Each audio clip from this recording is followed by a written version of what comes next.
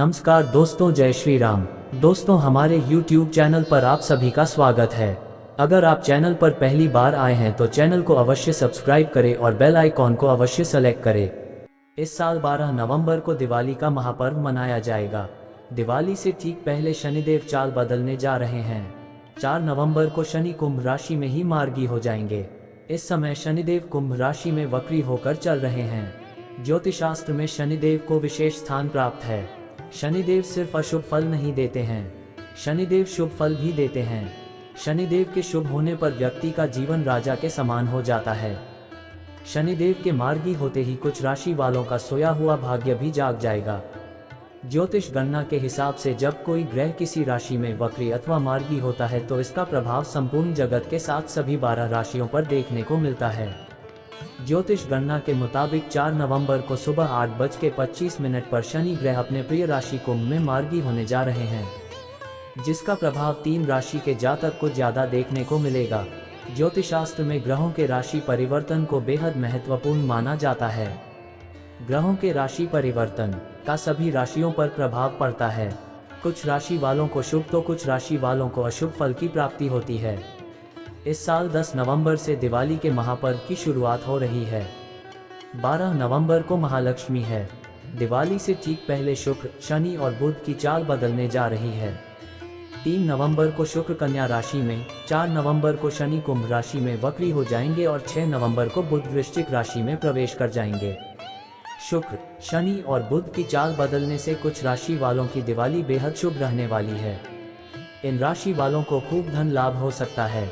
दिवाली रोशनी का त्योहार है, जिसे हिंदू धर्म में हर्षोल्लास के साथ मनाया जाता है। दिवाली 2023 में 12 नवंबर रविवार के दिन धूमधाम से मनाई जाएगी। यह त्योहार 5 दिनों तक मनाया जाता है, जो 10 नवंबर को धनतेरस से शुरू होकर 15 नवंबर को भाई दूज पर समाप्त होगा। दिवाली के 5 दिनों पर अलग अलग अनुष्ठान किए जाते हैं। साथ ही 10 नवंबर को धनतेरस का त्योहार मनाया जाएगा। हिंदू धर्म में इस दिन लोग सौभाग्य और समृद्धि पाने के लिए सोना, चांदी और अन्य सामान खरीदते हैं। साथ ही 12 नवंबर 2023 को नरक चतुर्दशी मनाई जाएगी, जिसे छोटी दिवाली के नाम से भी जाना जाता है, क्योंकि लोग इस दिन बुरी आत्माओं से बचने के लिए दिया और मोमबत्तियां जलाते हैं। 12 नवंबर 2023 रविवार के दिन दिवाली का त्योहार मनाया जाएगा है, जिसे लक्ष्मी पूजा के नाम से भी जाना जाता है। 14 नवंबर 2023 पर गोवर्धन पूजा की जाएगी, जिस दिन लोग भगवान श्री कृष्ण की पूजा करते हैं और गायों को भोजन कराते हैं। दिवाली के आखिरी दिन भाई दूज का त्योहार मनाया जाता है, जो 15 नवंबर 2023 को आएगा। इस दिन बहनें अपने भाई के माथे पर टीका लगाती हैं और उनकी सलामती की दुआ करती हैं। हिंदू पंचांग के अनुसार दिवाली 2023 की अमावस्या तिथि 12 नवंबर को दोपहर 2:45 बजे से शुरू होकर 13 नवंबर को दोपहर 2:57 बजे समाप्त होगी। 12 नवंबर को प्रदोष पूजा का समय शाम 05:39 से रात 08:16 तक है। 12 नवंबर 2023 को सूर्योदय प्रातः 6:42 बजे तथा सूर्यास्त सायं 5:39 बजे होगा। दीपावली हिंदू धर्म का सबसे बड़ा त्योहार है। इस दिन लोग अपने घरों को सजाते हैं, नए कपड़े पहनते हैं और मां लक्ष्मी की पूजा करते हैं। ज्योतिष के अनुसार दिवाली से पहले कुछ राशियों पर शनि की नजर रहेगी। इन राशियों के लोगों को इस दौरान धन, वैभव और सफलता प्राप्त होगी। सर्वप्रथम तो यह दीपावली सतयुग में ही मनाई गई, जब देवता और दानवों ने मिलकर समुद्र मंथन किया तो इस महाअभियान से ऐरावत, चंद्रमा, उच्चश्रवा, परिजात, वारुणी, ब्रह्मा आदि 14 रत्नों के साथ हलाहल विष भी निकला और अमृत घट लिए धन्वंतरी भी प्रगटे। इसी से तो स्वास्थ्य के आदिदेव धन्वंतरी की जयंती से दीपोत्सव का महापर्व आरंभ होता है। कार्तिक कृष्ण त्रयोदशी अर्थात धनतेरस को। तत्पश्चात इसी महामंथन से देवी महालक्ष्मी जन्मी और सारे देवताओं द्वारा उनके स्वागत में प्रथम दीपावली मनाई गई। त्रेतायुग भगवान श्री राम के नाम से अधिक पहचाना जाता है। महाबलशाली राक्षसेंद्र रावण को पराजित कर 14 वर्ष वनवास में बिताकर राम के अयोध्या आगमन पर सारी नगरी दीपमालिकाओं से सजाई गई और यह पर्व अंधकार पर प्रकाश की विजय का प्रतीक दीप पर्व बन गया। द्वापर युग श्री कृष्ण का लीला युग रहा और दीपावली में 2 महत्वपूर्ण आयाम जुड़ गए। पहली घटना कृष्ण के बचपन की है। इंद्र पूजा का विरोध कर गोवर्धन पूजा का। क्रांतिकारी निर्णय क्रियान्वित कर श्री कृष्ण ने स्थानीय प्राकृतिक संपदा के प्रति सामाजिक चेतना का शंखनाद किया और गोवर्धन पूजा के रूप में अन्नकूट की परंपरा बनी।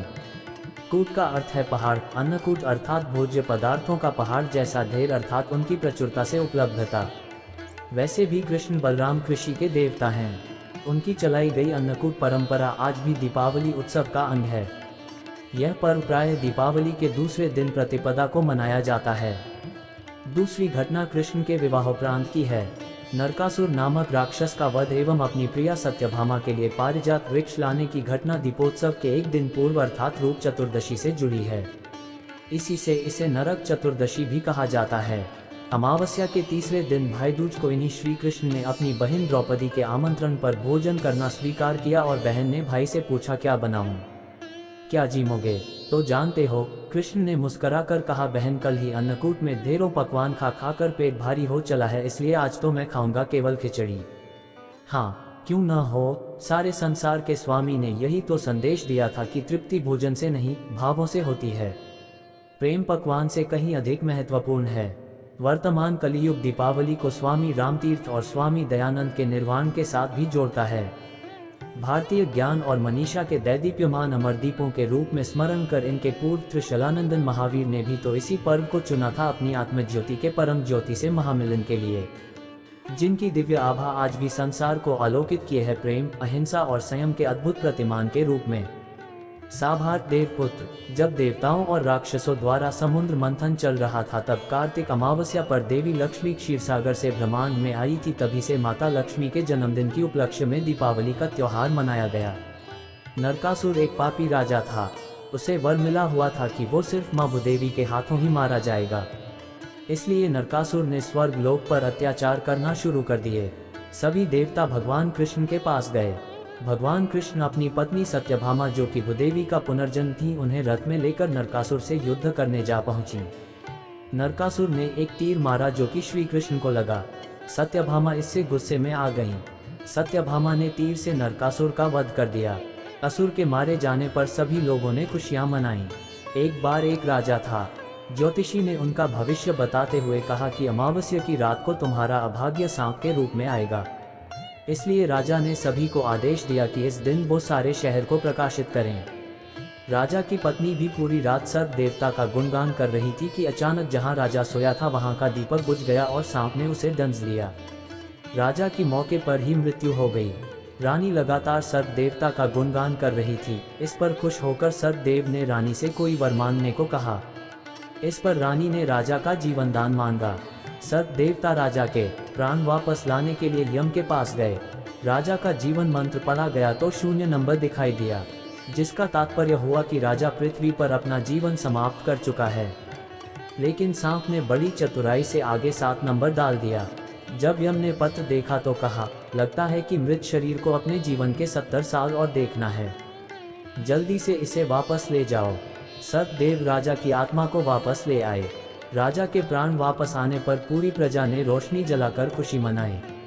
वैदिक ज्योतिष गणना में ग्रह नक्षत्र के राशि परिवर्तन करने की घटना को बहुत महत्वपूर्ण माना जाता है। व्यक्ति के जीवन में ग्रह नक्षत्र का बहुत अधिक महत्व माना जाता है। ज्योतिष गणना के मुताबिक कहा जाता है कि अगर शनि ग्रह किसी जातक पर प्रसन्न है तो वह राजा पहले बना देते हैं और तिलक बाद में करते हैं। दीपावली का महापर्व आने वाला है और दीपावली के महापर्व से पहले शनि देव कुछ राशियों पर मेहरबान होने वाले हैं। वैसे तो शनि देव इन दिनों अपने प्रिय राशि कुंभ में विराजमान हैं। ज्योतिष गणना के हिसाब से जब कोई ग्रह किसी राशि में वक्री अथवा मार्गी होता है तो इसका प्रभाव संपूर्ण जगत के साथ सभी 12 राशियों पर देखने को मिलता है। अयोध्या के ज्योतिष पंडित कल्की राम बताते हैं कि ज्योतिष गणना के मुताबिक 4 नवंबर को सुबह 8:25 पर शनि ग्रह अपने प्रिय राशि कुंभ में मार्गी होने जा रहे हैं, जिसका प्रभाव 3 राशि के जातक को ज्यादा देखने को मिलेगा।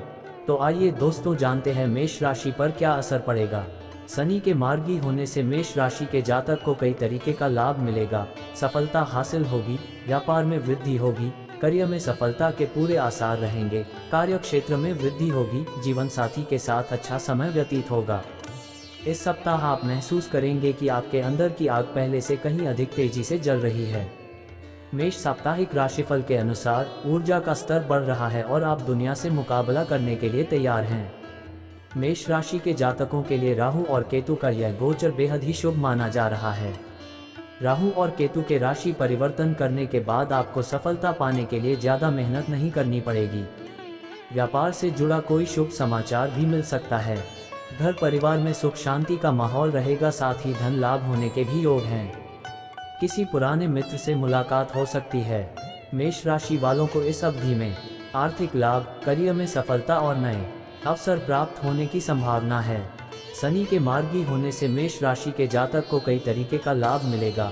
सफलता हासिल होगी, व्यापार में वृद्धि होगी, करियर में सफलता के पूरे आसार रहेंगे, कार्य क्षेत्र में वृद्धि होगी, जीवन साथी के साथ अच्छा समय व्यतीत होगा।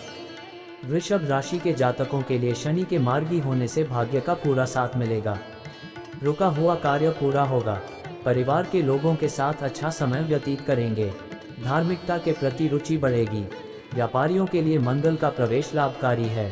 दरअसल इन्हें बिजनेस मुनाफा हो सकता है, क्योंकि इन्हें कोई अच्छी डील मिल सकती है।